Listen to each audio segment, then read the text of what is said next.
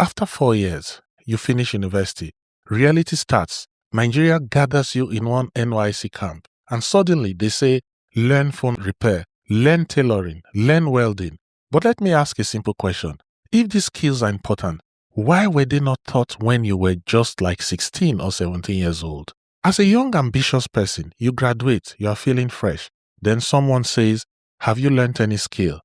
And you start asking yourself, wait, what did I spend the last 4 years of my life in the university for? Every year, Nigerian graduates are sent to serve in the National Youth Service Corps. And something very interesting happens there. Nigeria arranges skills acquisition programs for the graduates in the NYSC camps across the country. They begin to tell them realistic ways to start making a living. The graduates are now suddenly taught phone repair, tailoring, welding, hairdressing, basic technology and vocational skills. Now, pause and think about that. If these skills are important for survival in today's Nigeria, why are they introduced only after graduation?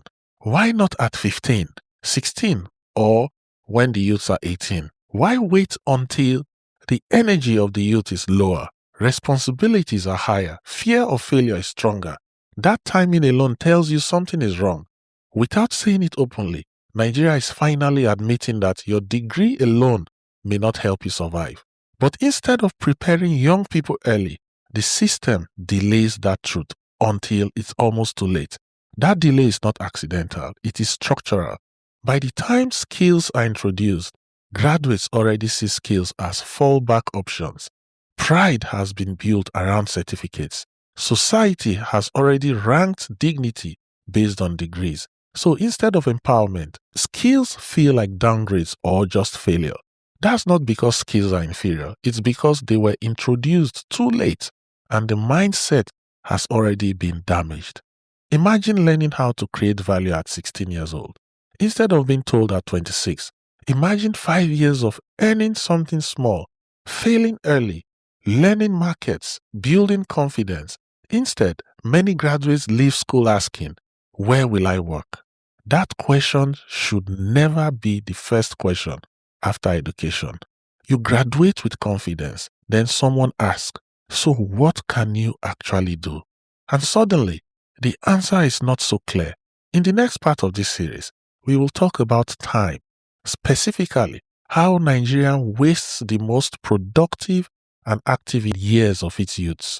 Because the real loss is not certificate, it is the formative years of youths.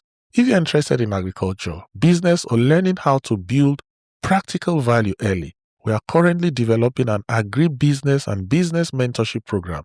You will find the link along with many other useful resources in the description below. If this video made sense to you, like, share, subscribe, and please share with university students, final year students, parents, secondary school students close to graduation. Let young people be guided before the damage is done. See you in part 3 of the degree obsession. Goodbye.